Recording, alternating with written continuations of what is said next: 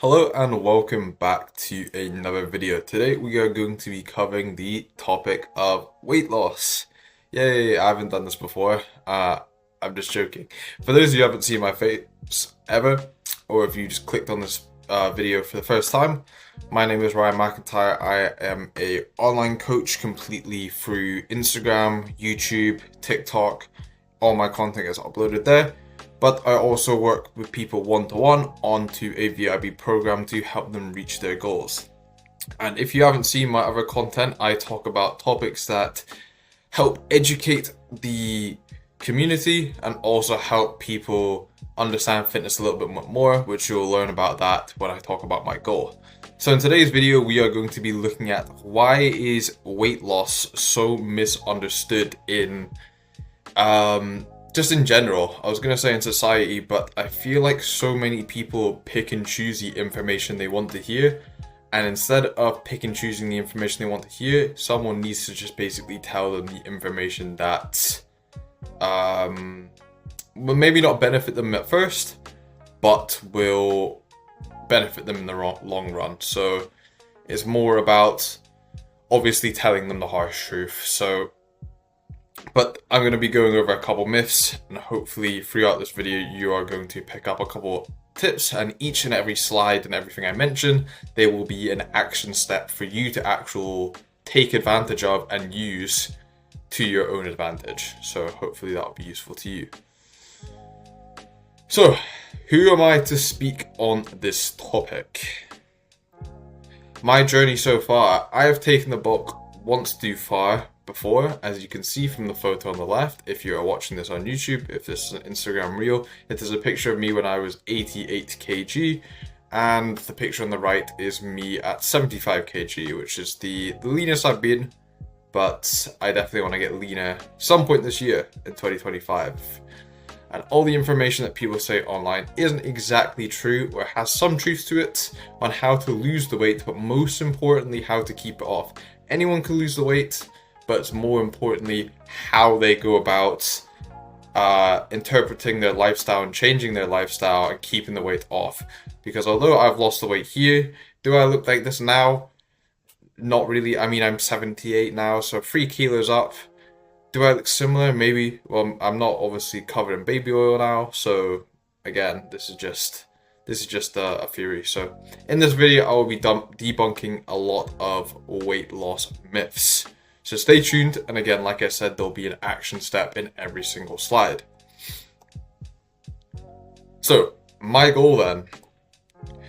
I aim to create fitness content easy to consume while also documenting my own journey. I'm learning as I go along, so please use what's helpful and forget the rest.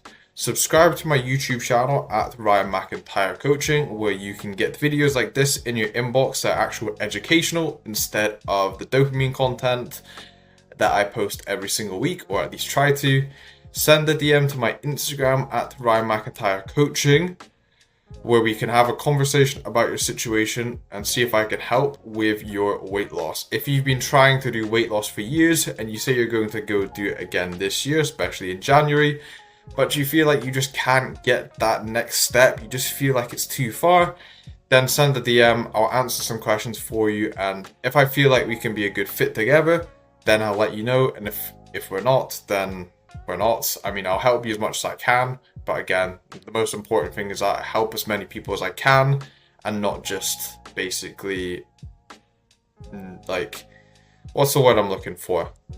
Basically, I only work with a set amount of people that I can guarantee great results for, instead of just working with anyone that I can get good results for. Because the most important thing is that I'll help everyone for free, that's like the general population for free, and then that kind of 1% I want to work with one-on-one. But yeah, let's jump in. Enough plug about my Instagram and stuff like that. Here we go. So what we will cover in today's video, there's going to be a bunch of different topics here. We have calories. They are more than just a number, which I know a lot of people that will rustle a lot of feathers straight away. The role of processed foods in obviously calorie counting, genetics and hormones, why it's harder for some people to actually lose the weight and keep it off, the problem with crash diets, why weight loss is actually personal to you, the lifestyle factor, and the emotional and physiological side of weight loss. So it's not just about physical, there is also the emotional and psychological side. But a lot to cover, so no waiting around. Let's go. So, I'm sure you've all heard this quote before. Just eat less and move more, bro. This is just like, it just doesn't work. I mean, you can obviously do this and people will see results, but realistically, people can see results by doing anything. That's obviously, I'm going to kind of break it down a little bit more in this next slide. Weight loss isn't just willpower. Weight loss is actually influenced by biology, environment, and psychology. For example, you are going to lose more weight if you lock yourself in a room and eat nothing compared to if you are living in your kitchen. Like, that's obviously an extreme example, but like, if you are buying the foods that are making you put on weight, then the problem is that you are buying those foods and having them in your house and you know where they are. You can try hide them all you want or bin them. Like, if you go out and actually actively buy them, then there's just going to be a problem. Because there's a lot more to the story than just eating the right amount of calories, which we'll break down. Like I watched in a recent YouTube video, is that if someone eats 2,600 calories and gets 200 grams of protein, and they eat majority clean, so they eat rice, broccoli, you know, like the really clean foods, but if someone gets the exact same stats, so 2,600 calories, 200 grams of protein, but everything's processed, but like we all know who's going to get the better lifestyle and also build the most muscle as well. So, more than just numbers on the screen, on your MyFitnessPal, on your calorie counting app, this is what it means. Here we go. So, the calories in versus calories out debate. Context matters a whole ton. That's what a lot of people won't tell you. The reason why calories in, calories out is so popular is because it works well with marketing. If somebody told you that you could eat whatever you want as long as it fits in with your macros or your calories, then you're good to go. You're going to listen to that more, aren't you? Instead of saying, oh, eat this more nutritious food because you're going to feel more full up. But the type of calorie you eat affects your hunger levels, your energy expenditure, and your fat storage. So, my main step is, if you aren't doing this before, try to track your meals to understand the nutrition and whole foods for at least a couple days. Again, if you've tried calorie counting before and it has not worked for you, then you can always move on. But that would be my main kind of topic of concern. I'm going to move this slightly down just so I fit a little bit better into the frame. But yeah, this will understand how much foods you're actively consuming that actually has high nutrients in them, instead of just eating for the fun. Because if you're eating highly processed foods, you are not going to hit your protein, you're not going to hit your carbs or your fats, and most importantly, you're not going to hit the micronutrients, which the macronutrients is obviously what's going to make you look good and lose the weight, but the micronutrients is going to make you feel good while doing it, which is the most important thing. We want to feel good while we're losing weight, and a lot of people kind of forget that. The problem with processed foods. So, the main problem is highly processed foods are engineered to make you overeat. I mean, I'm sure you heard that before already, but these foods will not make you full whatsoever. They're designed to trigger cravings. And how many times do you actually snack on chocolate or snack on crisps and you don't actually track that on MyFit? I'm guilty of this as well. I would just like have one or two and it's like, oh, it's probably like 20 calories, there's no point. But if you're doing that like every single time you go to the kitchen, these things add up. It's even like I mentioned here, it's like the step is to replace one processed snack with a day of whole food option like fruits or nuts. Nuts is high calorie. Nuts is probably higher calories than what I just mentioned. However, the main thing is, calories is not the important thing. It's the micronutrients you get from the nut. That sounds crazy, I know, but like nuts have, like especially Brazil nuts with like the zinc and magnesium, or the almond nuts, or like almond milk, or any sort of nut will get a lot more micronutrients than chocolate or crisp, unless it's obviously dark chocolate, which I've heard a lot of people say it's not as good. But that's what I'm meaning, is that you can have higher calorie nuts than chocolate, but the nuts are going to make you feel full even though you've had less calories than the nuts and the chocolate, if you know what I mean, because it's more nutrient dense and your body's going to feel happy that it's getting nutrients. That's the best way I can explain it really quickly. I hope that was good, because I feel like a lot of people are just going to get confused about that. But genetics and hormones, this is where it's going to rustle some feathers again. Here we go. Why it's hard to adapt for a lot of people. Genetics influence appetite, metabolism, and fat storage, like I mentioned before. Some people are just unlucky and are naturally hungry or burn fewer calories. It's biology, not failure. So the thing is that due to genetics, maybe someone in your family is naturally just don't burn as much calories, or don't move as much, or don't get as much steps in. That will naturally influence your progress. That doesn't mean that you cannot make progress. You can make progress from where you are now. It just might be slightly more difficult, but it's not impossible.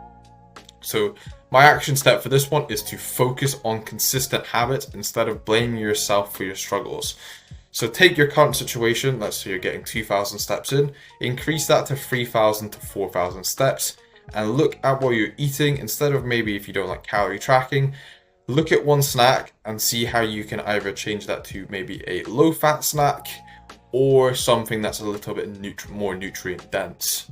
Because by doing that, you're not going to want to eat a lot more throughout the day, as you've already got the correct amount of nutrients you normally wouldn't get if you were stuck to your normal diet. So, the crash diet trap. This is what a lot of people fall into. I feel like so many people end up going for this, but they don't realize how bad it actually is for them. So here we go. It's pretty obvious that quick fixes do not work. So many people should probably know that already. I feel like they've tried it, they know what it is, like they know what happens. But crash diets also often lead to muscle mass, slower metabolism, and weight regain, which is just normal. I feel like so many people don't realize that. But the goal isn't just weight loss, it's fat loss while maintaining muscle. So many people think they want to lose fat, but actually to maintain muscle while losing fat. So when they see this numbers drop on the scale, they get excited, but they don't know. Obviously, it's hard to tell if it's fat loss, or if it's water, or if it's muscle mass. But the main thing is, that's why so many coaches or so many fitness people will tell you to get into the gym to maintain that muscle mass. And even if you maintain or even build it, your body will burn more calories if you have more muscle, which means if you eat more, you will keep the exact same body fat percentage, because if you have more muscle, your body is expending more calories naturally, because muscle burns more than fat. I think that's, again, the best way I can explain it. Again, I'm not an expert, but I'm always, like I said at the start, I'm always researching. I want to make sure what I give to you guys is not knowledgeable, but obviously take it on the chin, take it with a pinch of salt, because that's the main thing. But action step is to create a small calorie deficit, 300 to 500 calories a day, and combine with resistance training. So the main thing is if you do cardio throughout the day, I wouldn't actually include that in the small deficit. I would say that would be extra to whatever you can. So that I would say that 300 to 500 calorie deficit should come from food. Again, don't get me wrong, if you're doing a crazy amount of exercise, like running a half marathon or running a marathon or playing sports for 3 to 4 hours, then sure, you're going to be hungry or you're going to want to eat more. But yeah, combining that with resistance training will not only keep your muscle mass, but also keep you less hungry as well, because you've got something else to do throughout the day. The main thing is a lot of people struggle with is they don't know how to keep busy throughout the day. So when they get that hunger cravings and they're not like recording a video like this, or they're not working on their laptop or their phone or whatever, they just will instantly go and grab some food. It's just, it's human nature if you feel hungry. why weight loss is actually personal towards you. Fitness is a $3 billion industry. I couldn't fit dollar up here because the title would have been too long. But the idea is that fitness and weight loss is a crazy, crazy profitable business. There's a reason why coaches make so much money and why coaching will always make money. Because there's no one size fits all approach, that will work for every single person. I can give you my workout program, my supplements, my nutrition. However, the idea is, will you follow it? Will you actually lose weight on it? Or anything like that? Because I eat a lot, and I feel like if someone ate the same amount of meat, they would naturally gain weight. But because since I do loads of activity in terms of 10k steps, obviously I train every day, obviously I make sure that I don't know what else I do, to be honest, but like, you get the point, is that it's not going to work for everyone. And again, like I said, this is why coaching will always be the biggest solution for many, because these coaches, most good coaches, I should say, will give you an individual plan, will understand where you are, where you want to go, give you a plan, and make sure you hit your goal in a certain amount of time. Because if you don't, then it's obviously they failed. But factors like metabolism, activity levels, and even different food preferences will differ a lot, because some people might just like obviously when they're picking their diets, you have like the carnivore, you have a high fat diet, obviously like maybe high carbs, low protein. Some people even just like the fruitarian diet, I think it is, where they just eat fruit, which is crazy. I don't know how people do that, but yeah, like I said, there's no one size fits all. And a diet won't be the reason you lose the weight. It will be the overall mechanisms that's providing you. So like the fiber from the fruit maybe, or the nutrients from the high fat foods is really important. So what is actually the missing link between you and getting your weight loss goal this year? So why you don't see progress? Sleep, stress, and daily activity are just as important as diet and exercise, which a lot of people would put diet and exercise over the top and end up sleeping less because they want to do more activity, which is not a good idea. I'm going to say that right now. Increased hunger hormones. Poor sleep and high stress will increase hunger hormones, which is ghrelin. I've talked about that in a different video, so I don't want to go into too much depth about ghrelin and leptin and all the other hormones. That's like the biology. If you want to do more research on that, there's another video. It also raises cortisol levels, which is the stress hormone, which promotes fat storage as well. So if you are somebody who lives a very high stress life or don't know how to control high stress, everyone gets stressed, but the idea is how well you control it. You will naturally store more fat inside your body, even if you are doing the right diet, the right exercise, compared to someone who is doing the same thing as you, but maybe sleeps very well, or just keeps a very low stress, or manages their stress very well. So the action step here is to prioritize 7 to 8 hours of good sleep every single night, and aim for 8,000 steps daily. That's what you want to aim for, but if you are currently getting 1,000 to 2,000, look to just increase that slightly by another 500 to 1,000 steps, and just slowly increase that until you hit the 8,000, because that's where you're going to see the max amount of benefits for the least amount of exercise. Of course, you can do 10k, 12k, 13k, but the results start to diminish per obviously the time and the effort that actually takes you to walk that much.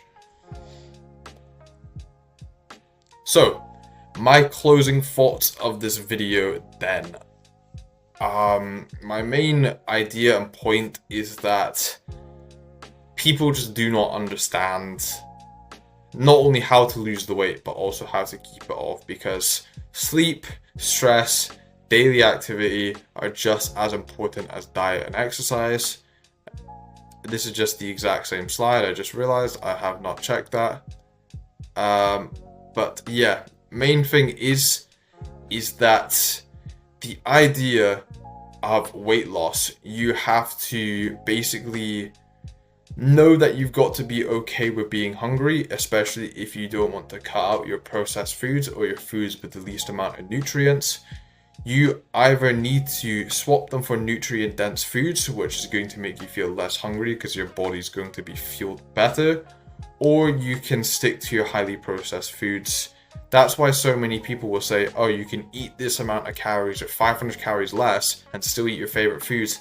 However, you're going to feel that same level of hunger because your body is not only getting less nutrients because it's eating less overall, but also because you've probably taken away the more nutrient-dense foods or reduced the more nutrient-dense foods to be able to eat that later in the day. And then obviously it comes with like protein, carbs, and fats. You kind of lack the overall energy in general. So that would be my main conclusions to this video. If there was any point that you really liked or a slide that you kind of really resonated with, drop it in the comments to say which slide was the most helpful for you in terms of your goal and what you want to do. And that will give me an idea of what to focus on later in terms of making more videos and talking about more topics that are a little bit more misunderstood. And to finish off this video, I'm going to leave you with a quote. So, your body is unique.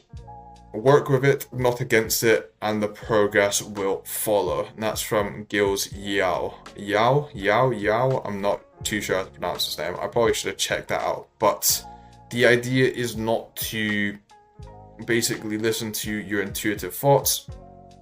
It's to work with your body and understand what it actually needs to flourish. You don't feel great after eating some chocolate, maybe the seconds after, but then you kind of regret and you no longer like it, or you feel a bit terrible after eating the chocolate. The idea is to think about what foods are going to maximize my productivity, my athleticism in the gym, or my brain function. The idea is to think about the foods as a fuel source. Like a car needs fuel, you're not going to give your car you're not going to give your car water to run on. You're going to give it gas, you're going to give it fuel, whatever, petrol, whatever you give it. You need to give it the right stuff for the car to work. And if you give it the wrong stuff, it might work for a little bit, but overall it will crash and burn. Especially if you're my age, men that's around 20 to 30s, you can kind of live off the processed foods. You can get away with eating kind of McDonald's, obviously like the KFCs, the fast foods, but that will catch up to you. And I know a lot of people in their 40s and 50s will say that will catch up to you. And if you don't have time to look after your diet, you're going to have to eventually make time for it without an option. Like, you will be forced to take supplements or take pills to basically counteract for what you did in your earlier years.